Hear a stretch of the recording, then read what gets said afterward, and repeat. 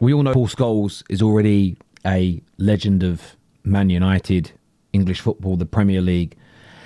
But he spoke about a very personal, painful, hard subject matter about his son yesterday. And it was shared on the overlap. And I thought it was a really important conversation to have.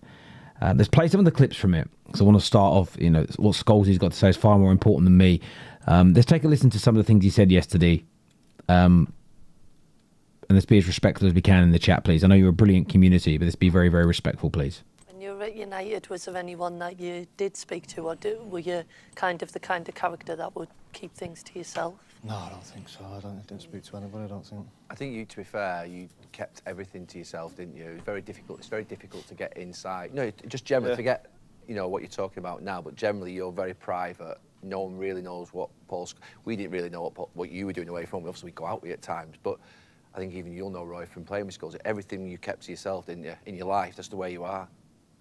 Yeah, and I would do now, really, unless somebody asked me about something. Then I would never, you don't want any sympathy or anything, do you know what I mean? That's why dressing rooms are strange, and a different dynamic. Yeah. People are going through different challenges, and you are expected to turn up. And you never know what's going on. Of course, nobody knows, unless sometimes obviously the manager might know, but the other players might be going, and you get dragged along with it a little bit in a good way, but other times you're thinking it'd be nice to bounce something off somebody that you might be going through, but unfortunately at top level sport there's an element of So I was never like that, I even thought if I did speak to somebody, it's not going to well paid. Do you know what I mean? It helps you. It helps you. I don't think it would. I don't know what would help me. Yeah. The big concern obviously now, because you're getting a bit older, 50 years of age, he's 20. What happens when you're not here? That's the thing that's on my mind now all the time. Don't look that far ahead, Scholes, man. Day at a time. Serious. We all look too far ahead. Yeah, but we're talking about different scenarios. I know, but it's the same principles. If it hadn't been talked about, I wouldn't have thought about it. But there are certain times of the week where just hits you.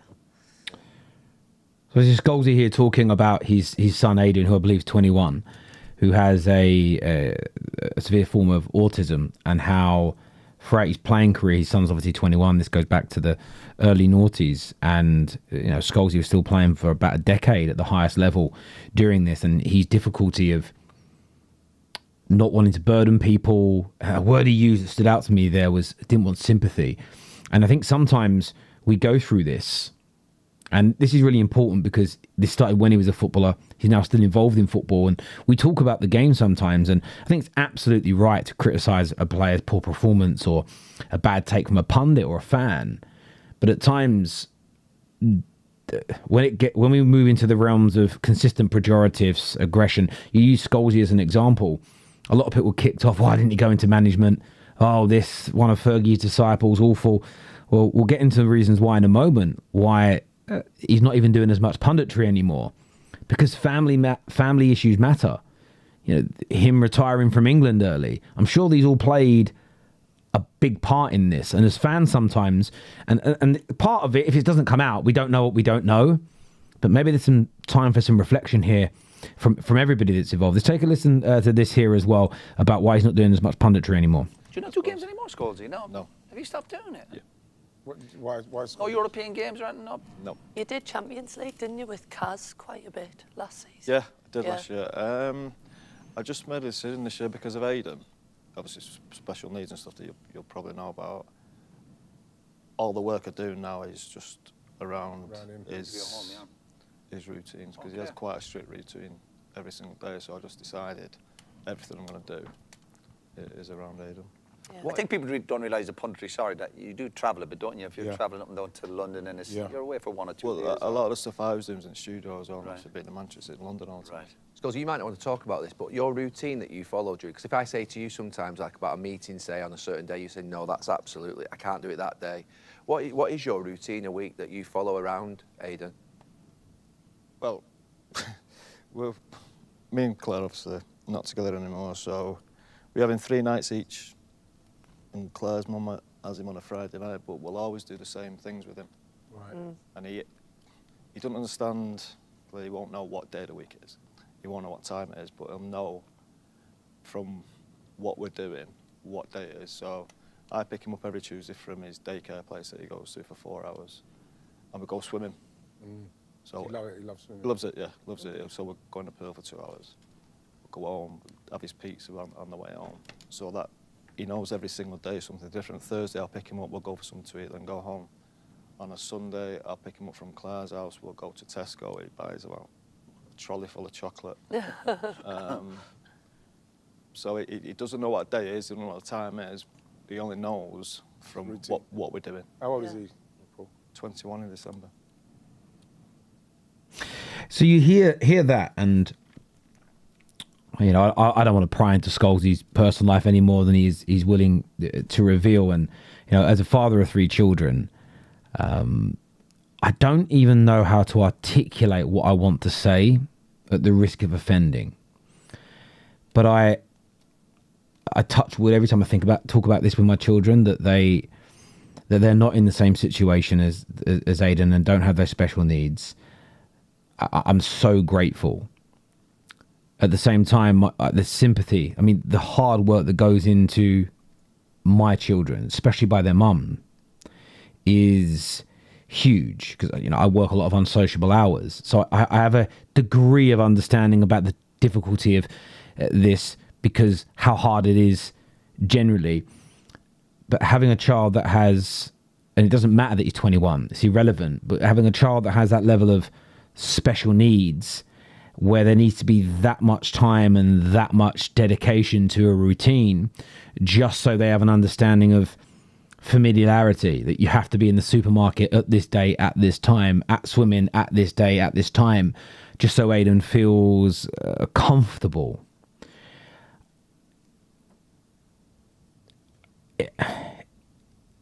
There's a beauty in that. There is something magical about the commitment that Paul and his ex-wife Claire have to their son, and of course they do this, their child. But it's the difficulty of doing that and stepping away, you know, maybe from coaching, having a bigger role in the clubs that he's involved with, the punditry work. I'm sure Scholes loves all of it, but of course his son's needs are there, and of course, you know, Scholes, because of his talent in football, he's in a slightly more privileged position. And this is what got me thinking about. And this is to take nothing away from Scholes. And if he does come across this clip, I hope he hears it in the way I do.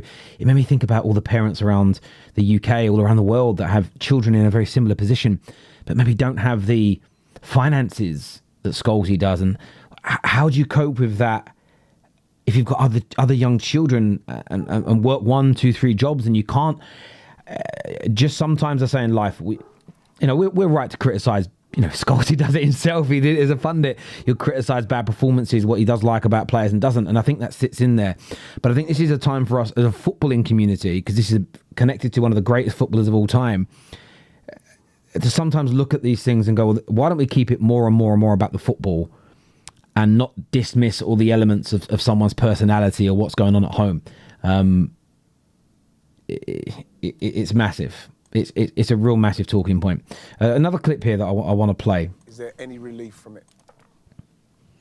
Look, don't get me wrong, it can be so happy, it's untrue, and give you great pleasure and joy. There are times, of course there are, but it's not all bad, you know what I mean? Yeah. It's like, there was a time last year, I took him away, actually, and he kept like just feeling his mouth like that and not sleeping, and what's wrong with him? No idea what's wrong with him. And he kept doing it and doing it. We was putting like gel on his lips, like a numbing gel thing, because he can't tell you what's wrong. He can't tell you if he's got any pain anywhere. And he won't go to a dentist. So he won't sit there and have someone open your mouth. You just can't do it. Right. So we ended up, we got into a special needs dentist, and I think they gassed him. So they had to have a look through that way. And honestly, he had fillings, his mouth was an absolute mess. Oh, so we had to take him for an operation, and obviously they gassed him to send him to sleep. And he hasn't got a clue what's going on. It's horrible, it's a nightmare. He can't tell you the pain he's in, but you just knew it. And that must have been going on for about 8 or 9 months. And imagine having a toothache for 9 months. God. Not being able to see it. So he went in to have the operation. We thought there were only 2 fillings, and we just said to him, do everything. Yeah. Everything you find, do it. Yeah. I think she even trimmed his hair for him as well.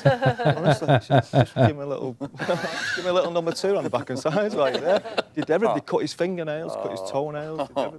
He ended up having 7 teeth out. Yeah, you know, when you hear these things, it just gets you thinking. And I want to say to Scholes that thank you for having that conversation, because I think it will help all of us, especially the parents listening, to put things into perspective, to make more time, to be more dedicated if that's possible, or prioritize more so than be more dedicated. But anyone who does have children with special needs, or parents they're looking after, brothers, sisters they're looking after, people won't think you're seeking sympathy to have a conversation. Sometimes you don't even get a solution, you just get something off your chest. But equally, sometimes people don't want to talk about things, and we have to learn to get this balance right. And I went through a lot of anxiety a few years ago with my health, and touching wood, I was absolutely fine. But what I found is, and I'm going to get it as I do it now, when I start speaking about it, the anxiety actually comes back. And as Scholes said in the first clip, that something that goes through his mind a lot is what happens when I'm not here. Now, it's worthwhile thinking about that and putting a plan in action. You know, he obviously got other children. What can they do? Are there organizations, institutes, companies that can help if you're not around? Kind of get your ducks in a row. One thing I do say to a lot of people all the time is, especially when you've got kids, have you got life insurance? Have you got health insurance? Have you got income insurance? Things that will protect your family if something happens to you. I cannot advocate for those types of products. One, I used to sell them and saw firsthand in real time how they worked. But so it's important sometimes to speak on those things. But other times you don't always want to, because it's the thinking and talking about it that can send you into a bit of a spiral. But I hope that this helps to raise awareness of what Scholes has done. I think it's a very brave thing that he's done. I just wanted to share it because I think it's obviously he's given permission for the overlap to push this out, and I just thought it was important to push this message again.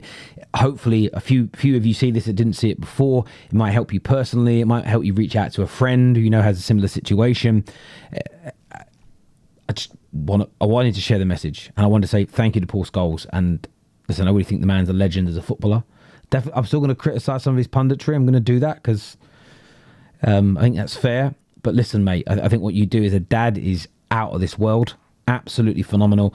And thank you for sharing that story. I think it's going to help a lot of people. Please like, share, subscribe. Forget subscribing, just like and share. That'll help push this message out a little bit more. Until next time, people, look after yourselves. Bye-bye.